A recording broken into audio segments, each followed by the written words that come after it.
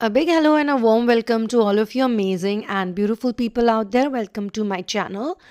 In this session, we are going to be talking about we are here to create a perfect world where fears cannot follow you.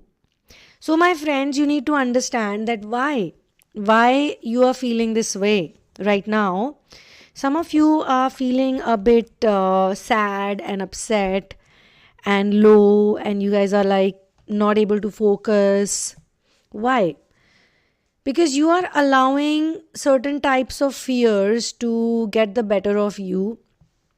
In fact, you may not realize it, but it is something very deep that I'm going to say now, that everything that went wrong in your twin flame journey, it went wrong because you had certain fears inside of you, in your belief system, rooted very deeply in your belief system, because of which you kept thinking that something bad is going to happen, and bad did happen, because we always attract what we focus on. Anything that we focus on, we always attract it more. Okay, that's why they say ignorance is bliss. Sometimes these phrases that you hear floating around, you need to understand why they say these statements. Is it okay to be ignorant? Is it okay to be not being aware, not knowing anything, and this and that? No, what they mean is, it's not ignorance is what they're talking about. What they mean is that ignoring something is bliss, because when you're thinking about it too much, you're going to attract it. Another thing is, when you have too many fears trapped in your system, in your DNA, which come to you due to generational curses and ancestral curses and even societal flaws, the programming is very deep rooted. Okay, so even if you say, I'm not going to think about it, I'm not going to be like that, I'm not going to be like this, still it happens to you. Still, because it is like a practiced belief. You have been practicing it throughout your childhood, throughout your adolescence, throughout your puberty, throughout your growing up years. You kept practicing those beliefs on a daily basis. You kept telling yourself those lies and those things, that nobody loves me, I'm not worthy, nobody does anything for me, nobody makes any efforts for me, I'm ugly, I am unattractive, I am this, I am that. A lot of those negative beliefs. So when you attract someone who loves you, you think that this person loves you and everything is going fine in the beginning. Like we always discuss this. Every time someone comes to me, they say, in the beginning it was so nice. In the beginning there was no problem. In the beginning there was no issue. I was the perfect person for this one. He was or she was the perfect one for me. Then what happened? Okay, so because initially you were not thinking so much. Initially, you were just having fun with the relationship. You're just enjoying. You're just trying to get to know the person. And the moment and the day you thought that this is the one for me, that's it. The moment you put that person on that pedestal, or you put that person on that category, or you put that person in the label that this is the one for me, he's the one or she's the one for me, that's when all of your negative beliefs, they started functioning, they started working.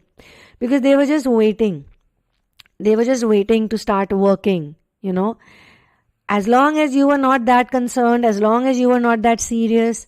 So some people also tell me that till the time I was not serious, so-and-so person was very nice to me. We were dating, we were going out, they were making efforts for me, we were talking on the phone, we were messaging to each other all the time. It was so nice, it was so cute, everything was so amazing. And now, when I like them, when I've fallen for them, or when I'm serious about it, that's the time they choose to do this to me, or they choose to act this way or that way. Why? Because till the time you were not serious about it, you were in the phase where you were just being yourself without any sort of a fear-based programming attached to it. Okay, the fears are low vibrational energy, and fear is basically connected to guilt and shame. Because of guilt and shame, you constantly think that you're not worthy of it, because you're a bad person, because you did that in your childhood. And most of these things, they come from the childhood only. Okay, So like right now I'm going to ask this question from the Atlantis cards, and let's see what advice do they give to all of you all who could be going through this situation. Okay.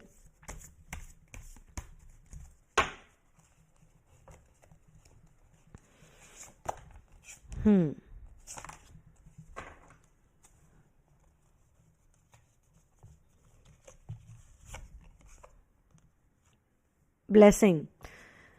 So what they're saying is that you have the ability to pour divine energy onto anyone or anything by the power of your intention. Oh my God, this is just exactly the same thing that I was saying. So your intention is very powerful, guys. In fact, if you want to take away the power from something that is troubling you, you need to take away your attention, because your attention is the thing that is giving them the power, that thing the power. So blessings beautify the crystal formations within water and light up the cellular structure of all creatures. In Golden Atlantis, the people constantly channel divine blessing to their friends, families, animals and plants. As a result, everyone and everything radiated vitality. So give your blessings to everyone you meet today. Blessings can be silent or they can be loud, but allow a divine light to flow from you to others, whether they are friends, enemies or strangers, and this touches them with love and helps to open up their hearts. Bless food, water, animals and trees, knowing that you are lighting up the world around you. Remember, all you give out returns to you multiplied. Use your power to light up the world. Now, I understand that sometimes when you're feeling very bad about certain things, then it's very hard to give out that blessing, or, to your twin flame also, somebody is upset with the DM or the DF. They're really sick and tired of them. They really don't understand that, if they love me, why would they do this to me if they care about me? And there are different scenarios. Some of you are in a relationship with your DM or DF, so-called DM or DF. Some of you are in separation. Some of you are in contact. Some of you are in communication. And some of you are actually separated because of the pandemic also. Because, the traveling is blocked or something has happened because of which you can't go and see them. So different people have different scenarios, but those of you who are experiencing this separation phase, I'm going to tell you, okay, maybe they are asking you to, be in that zone of blessings. Maybe you can't feel like that. Let's be practical. So what should you do, when you're not up for it? Then at that point in time, just let it be. Because some relationships that you have, like karmic relationships you have with people, negative transactions you have, there are certain people who you feel they can never change. They will never change, even though you want them to change, but you feel they can never change. But their change is somehow connected to your change also. How do you want to do it? Like you are thinking that they should change, your twin flame should change, or your family members should change, your boss should change, or your life in general should change. But actually, you need to change. Say, for example, you can write it down on a piece of paper if you have a notebook or something with you. Say, for example, there is a certain feeling that is blocking you or making you feel very bad, okay? So let's just put it down on paper. I'm doing it along with you guys if you have a pen and paper. And you can pause this video if you don't have one, and you can get the pen and paper, and then you can re-continue it from there, okay? So, say for example, there is some issue. Now you write it down, okay, on a notepad. What is bothering you a lot, okay? Say, my family does not value me. Okay, you can write three things down, or whatever comes to your mind. They don't care for me, or they don't respect me. Then you can say, my husband, I'm just making this up, okay guys, my husband does not compliment me, okay? Then you can write down, I'm not going to give you what exactly I'm writing down because it's personal, so you can also, so whatever, I'm making it up for you guys. So that you can also write your own thing. Then third thing is, say my finances are not in shape, So 3 things you have written. Now, write down those things, especially what you feel have been there for a good period of time. You have tried to work out with it, and you have had a runner-chaser dynamic with these things or these situations also. Because they sometimes look very nice and then sometimes they don't look nice. Sometimes you feel like finally you have peace with it and finally it's gonna work out. Say finances also. You feel like now my finances are stable, now I'm happy, now I can do this, and suddenly some very big bill comes up or some very big some expense comes up and you're like, oh my God, what am I supposed to do? Or something happens to you, Then maybe a relationship with your partner is sometimes it's very nice and you feel now it's fine, and then sometimes it's again horrible. You're not talking to each other for days. There's a lot of ego tussle going on. You're confused about it. You're this and that. All those things are going on. Okay. So now what do you do? What are you supposed to do? So now that you have written it down, at least you know that these are the things that you have been struggling with. Don't put down things like small little things that you're struggling with, okay? And you're not able to do a blessing around it. Like some people, some situations just look very difficult to you right now. Now you want to write down, what is it that you want to happen, okay? First and foremost, before you turn things around in life, this is my way of working and this is how surrender works. Okay, this is how we use hukum. This is how we use, reality and fantasy, imagination. There are some coaches who tell you that imagination is your key of success, and you can imagine anything and then it will be given to you and you can manifest anything. And then there are people who are in pain for days and days and months. Sometimes, they are practicing these manifestation techniques and they become very confident that it's going to work out, and then they make a contact, just to check out, and the other person is like extremely mean to them. So they go like into a heartbreak scenario that, last 6 months or 7 months, I was constantly doing my inner work, constantly practicing affirmations, constantly doing this, that, and it was not working out. So what went wrong, These things don't work. These things don't work because you're not ready to accept the truth. Say I wrote down 3 things, okay? My husband doesn't compliment me, my finances are not in shape, and my family doesn't value me, okay? And you must be having your own list of things. Now, first and foremost, you need to accept it. You need to accept these 3 points. Instead of trying to first change it, you need to accept that this is the situation, okay? And then on a piece of paper, just write down whatever comes to your mind. Like what makes you feel your family doesn't value you, and why do you want them to value you? What is it? What aspect of you makes you feel hurt that they don't do? That makes you feel unloved or unworthy? Did they betray you? Did they cheat on you? Did they use you? Did they dump you? Or did they speak badly about you to other people and you found out about it? Or they just simply abandoned you? Or they come to you only when they need you? Like in some of the therapy sessions, when I was working on narcissistic abuse, I got to know that there is a certain person whose family only comes to this person when they need money or they need a place to stay or they are in some problem, okay? And then one fine day, this person is like, I'm not going to do anything for these people. And the family also is smart, they figure out something and they came into a position where they don't need this person anymore. And that became a more painful thing because earlier they were at least throwing those breadcrumbs and they were, sometimes making a person feel like, yeah, we need you, so we'll come to you. But now they don't need you. They have found someone else or some other person to fleece on, to some other person to depend on. So now they don't need this person, and this person, poor thing, is struggling because now they feel unneeded and unrequired, and they're also attracting the same type of people.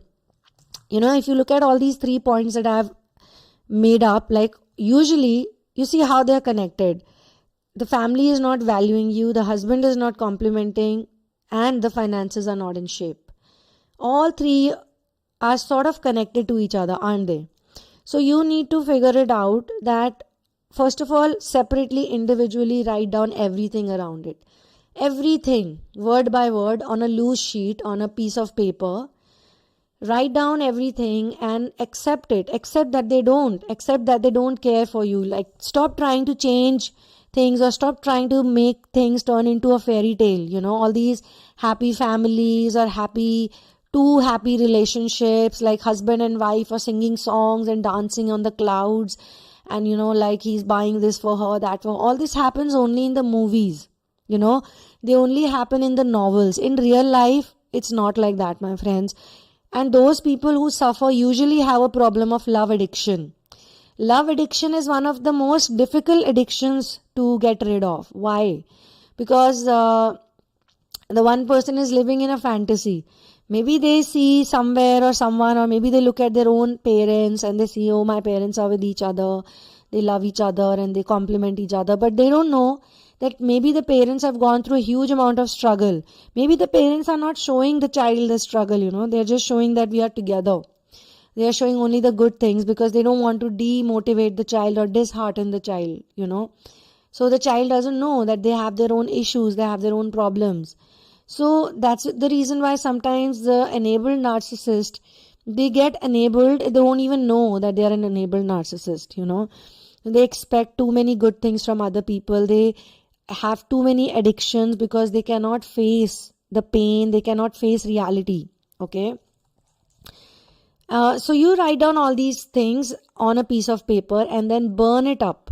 Okay. After you're done with it, you burn it up and you, under a tap water, under flowing water, you just let it go, let it all go into the drain.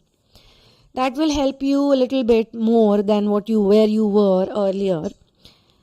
And you might even feel like crying. You might even feel like, what is happening to me?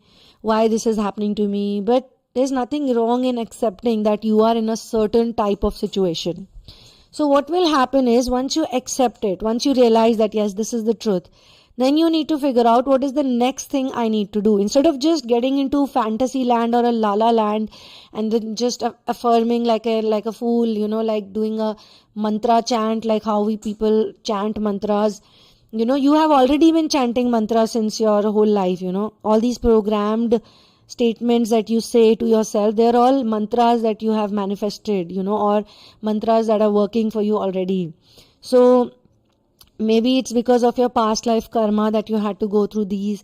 Maybe you took on to these curses happily, like when Ram and Sita were born into the life that they were born into, their father Dashrath, Ram's father Dashrath, already had a curse because he had accidentally killed a boy called Shravan Kumar, who was like literally a devotee of his own parents. He had two blind, mother and father, and both were blind, and he used to take them to pilgrimage.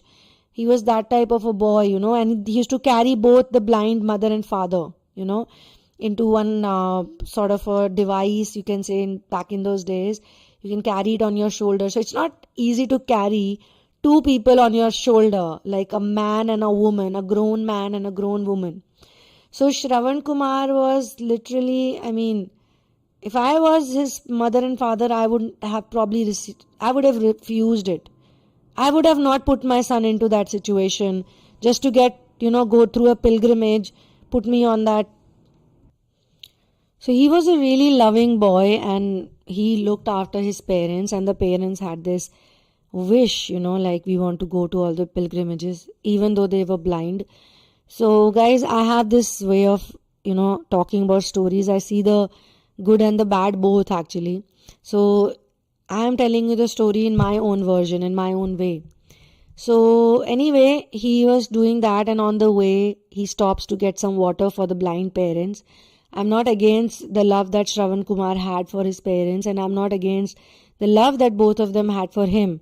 But this is a very painful task to carry, to create a balance-like device, where you can carry two people and then carry on the shoulder and then walk. It's not like, they could have gone on a bullock cart also. I don't know why he had to carry them, or he had some special powers to carry them. I'm not sure. But anyway, he was doing that and he stopped on the path on the way to, get the water. And while he was filling the water, Dasharath was on we call it shikar in Hindi, in Hindi, and in English, basically he was hunting. So he was looking for an animal, he was hunting a deer, he was in the forest. See, I'm against hunting also.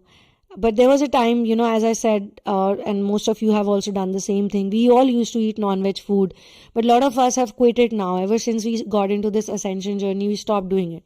But the kings and the people, all these fancy people, they like to do hunting at the cost of an animal's life, So he was hunting, and then he heard this gargling sound and he thought it's an animal. And at that point in time, he had a special arrow which was called Shabd Bedi Band. So Shabd Bedi means just with the sound or just with the voice, it can kill the person or kill whatever the target is. So these are all very advanced technologies, although we are saying it's an arrow, but definitely it's a weapon, that you works on voice command or voice recognition, you can say. So he used that and he thought that he killed an animal, a deer or a wild boar or something. But then it was a human being that screamed on the other end, and then he goes and he's like, oh my God, I killed a boy. And the boy is literally dying. And the boy says, okay, you know what? Forget about me. I'm fine. But just go and give some water to my parents. My old parents are waiting for me. So Dasharath goes to the parents, and the parents are like, where is my son? And said, I killed him by mistake. So they die over there. They cry, they die, and then they curse him that, you will also die because you will be separated from your son. Your separation from the sun will kill you, and that's our curse. So this is the power of the curse. But how does the curse work? The curse has to work on guilt, it has to work on shame, it has to work on fear-based mentality or understanding of something that I have done wrong, so I need to pay for it.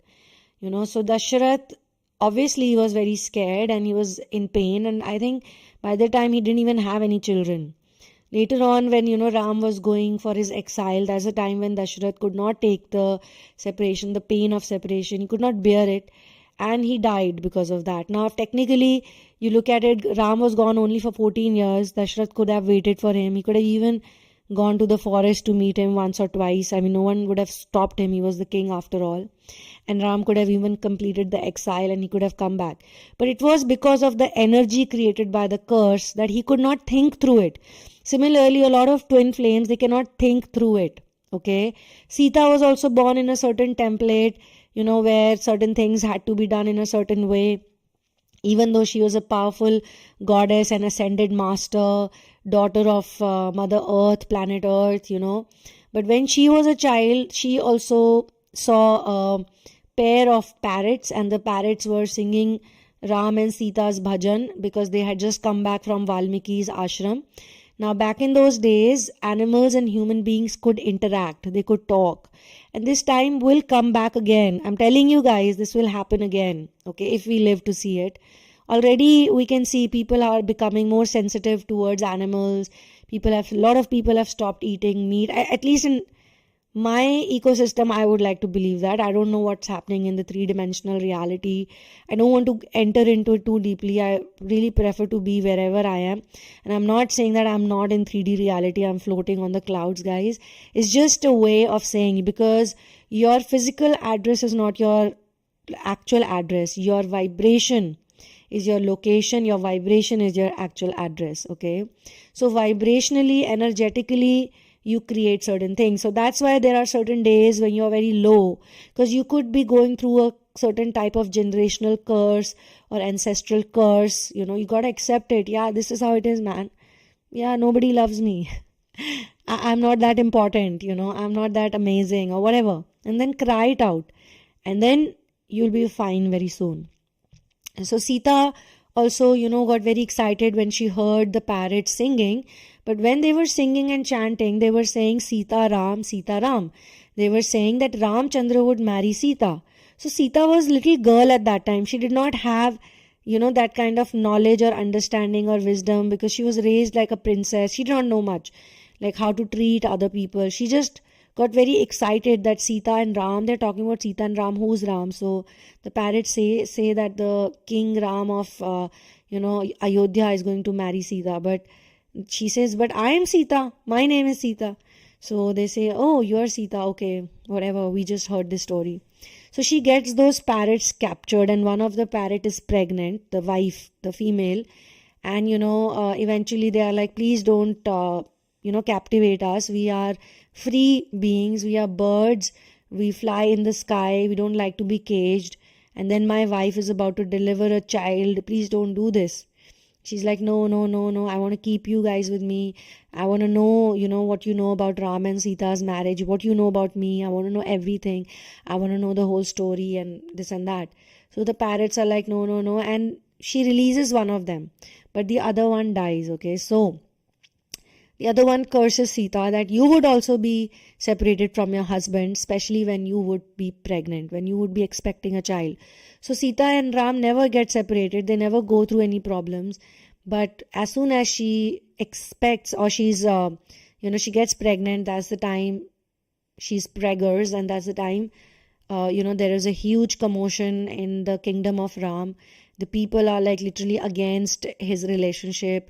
And Ram, being a public servant, he's a king, but he does not consider a king to be the king. For him, king is supposed to be a public servant. There is no other king or minister like Ram, even right now. There is no one like Ram who's going to leave their personal life for the people, to serve the other people. So anyway, at that time she is pregnant, but Ram has to leave her because he has made that decision, and his decision cannot change just because she is pregnant. And he also knows that she's ascended master, she's a goddess. Obviously nothing is going to happen to her. At that point in time, his pain was not about, Sita is going to exile, because Sita came from the ground. Sita came from Mother Earth. She was not born from a biological womb. She was literally found from Mother Earth. She was inside the earth when she was found. So she is not going to die, or nothing is going to happen to her. The whole forest, all the plants, all the birds, everyone is her friend. Everyone is going to do everything for her. He knew that. He was not worried about her safety. If she's not scared of Ravan, if she can stand in the fire and not get burned, what the hell is going to create problem for her? He was sure about it. His problem was, how am I going to live without her? Because I am the one who's in love with her. I am the one who is crazy about her. I am the one who wants her all the time. I am her only lover, I am her lover and she is mine, So Ram's pain was going away from Sita. Sita could still manage, he knew that. Sita was divine feminine, in full power. But what about me? He was like that. But then I have to do it because I am not so privileged. It's not my luxury to be in a relationship with someone I love. My duty is to take care of my people, and this is my mission, and for my mission I'm going to do everything that's required of me. But then these curses, they played a very big role because, had Dasharath not been, so much attached to Ram, things would have been very different. The story would have been very different, the story of Ramayana.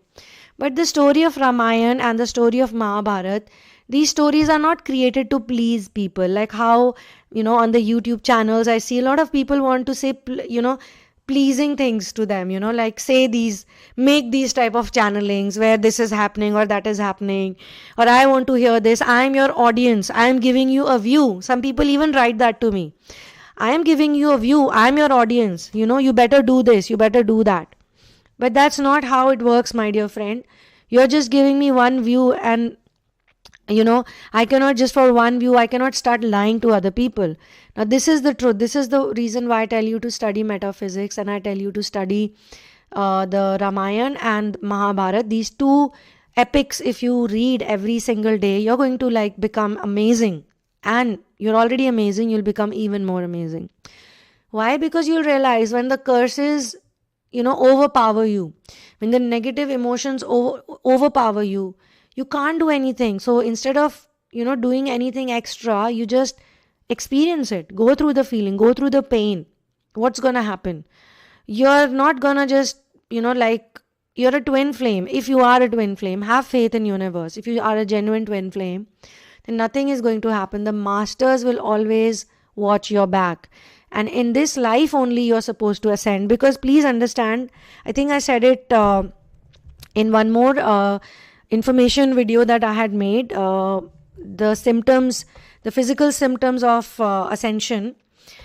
I don't know if you came across that point or not. I had mentioned that your lok decides your parlok. So lok is your life on planet Earth in your earthly body, and parlok is your afterlife.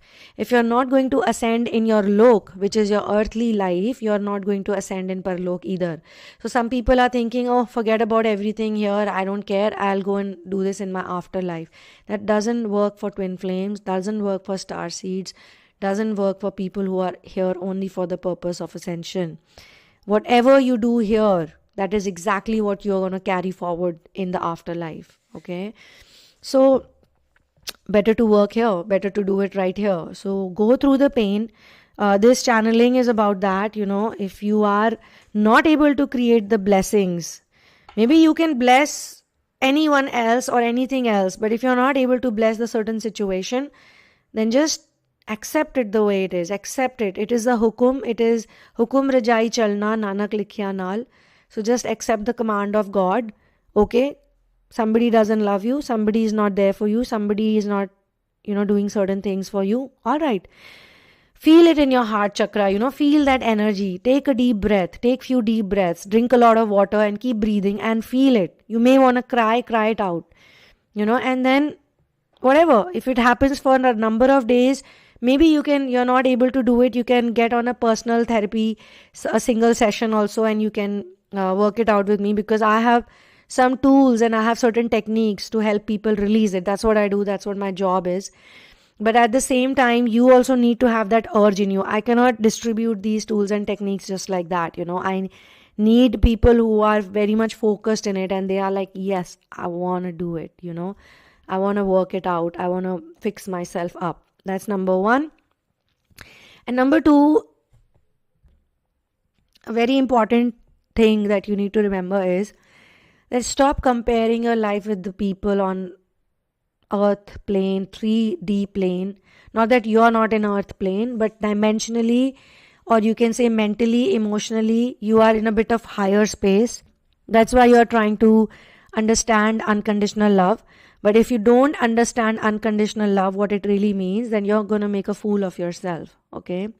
Because a lot of people are actually doing a lot of things just for unconditional love, because they feel that this is unconditional love. But unconditional love is not that. Okay, but if you are studying unconditional love, then you're already one step ahead of others, a few steps ahead of others, I would say. So what's very important is that you need to know that it may be looking very bad right now, it may be looking difficult right now, but that's not how it is going to be. Don't compare your life with people, other people. Today, they look very happy, and we are not saying that they should become unhappy. Maybe you are not up to their standards, but that's because you are actually going in the wrong direction. Maybe, hanging out with those people is not really up to your standards as well. Maybe your standard is something else. You're looking for love and you're looking for affection. You're looking for acceptance. You want them to accept you, but maybe they don't have the tools. They don't have the caliber. They don't have that in them to accept you. That's not why they are here. They are maybe karmics. All of them are karmics. They have a certain level up to which they can go. After that, they cannot. And you cannot carry people on your shoulder. You cannot pull them up. If it's not their time, they will not figure it out. And it's not their time. You know that. Otherwise, they would be with you. They would be enjoying the things you do. They would be listening into you, or you would be listening into them. They would be a part of your mission. They would be, uplifting you if you would go down, and you would be uplifting them when they go down. But this is not happening like that, Maybe till the time they needed you, they used you, or they were around you, they took the benefits from you, and then they walked away from you because you scare them in some ways, You are not like them. You are different. So when you are different, they will have a problem with you. But then why are you depending on them? Even say you're very sure that somebody is your twin flame, okay? and somebody is your divine counterpart. But in the present scenario, they do not accept you, they do not approve of you, they are very difficult, they don't treat you well. So why are you pestering them? Why are you hounding them? This is a love addiction problem that you have. Just leave them alone. Move away from them. You go no contact. Why you always have to wait for other people to be in no contact with you? You don't contact them for some time. You take a break from them and don't be scared. Like some people say, I'm going to take a break, and then after 10-15 minutes, they're like, no, I can't take any breaks. It's okay the way it is. So either you decide you want to ascend, you want to get out of that trap or not. And if you get out of that trap, then get out of it and do your own thing and let them work it out themselves. If they are the ones for you, those people, they will figure it out. But by the time, you need to be so strong that when they come back to you, you don't go back into the same loop. You don't again attach yourselves with them. You don't, put on the cords with them again and again and again. Because karma is a loop, karma is basically a loop, and all karmics put you in that loop, and you are happily getting into that loop. So don't get into that loop. Or sometimes you work on yourself, you become amazing, your energy is super, you get some things. Not everyone is going through financial problems, my friends, in this community. Not everyone. So many of you have jobs.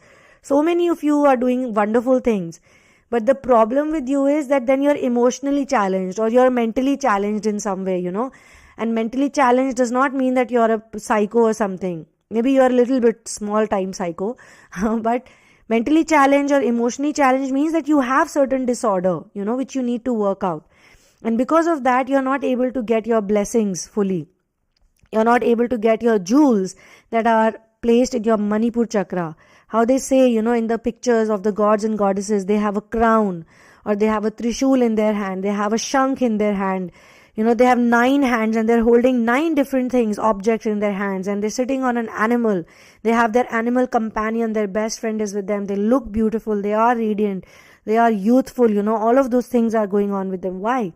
Because they have that level of confidence. They have worked on themselves. They were brave enough and bold enough to be all by themselves, all alone in their solitude. Even if their twin flame was with them, even if Shiva was with Parvati and Shiva wanted to go away for, 100 years, and she would say, go away, man, I'll enjoy, I'll do my own thing. And then when she did her inner work, he would come back and she won't say, hey, why are you coming back to me? But she would learn a lesson that, he must go. He needs to go. And I need to go. And all those people who are looking at, the cardinal twin flames lives, Vishnu and Lakshmi, and Shiva and Parvati, and Ram and Sita. Ram and Sita are basically reincarnations of Vishnu and Parvati, Vishnu and Lakshmi only. And Parvati and Shiva, they don't reincarnate. They are in that same zone only. But it is Vishnu and Lakshmi who keep reincarnating. So far we know about Ram and Sita, and we know about Radha and Krishna. These are the reincarnations of Vishnu and Lakshmi. But if you really understand how the cardinal twin flames work, then even Vishnu and Lakshmi are constantly not with each other. They live in Vaikunt, but they keep reincarnating in the slightly lower dimension, or the times when societal flaws are creeping up. They will go as Ram and Sita, and they'll go as Radha and Krishna, and they'll spread the message of true love, because true love is not bodily. Somebody was asking me this question in a live session about, why my telepathic energies are not working. Why am I not able to telepathically communicate? That's because you yourself are so stuck in the physical things. If you get out of the physical things, if you are bold enough to take that step, and be in your solitude, be a hermit, be independent, let go of those people who don't care about you. Let them go. What's going to happen? What's going to happen? If you have survived so far, you'll survive further ahead also. And let them regret later on, You do your things. Don't even think if they will regret or not regret, if they will realize their mistake or not realize. Forget about it. Forget about it. Just let it be. Forget about it.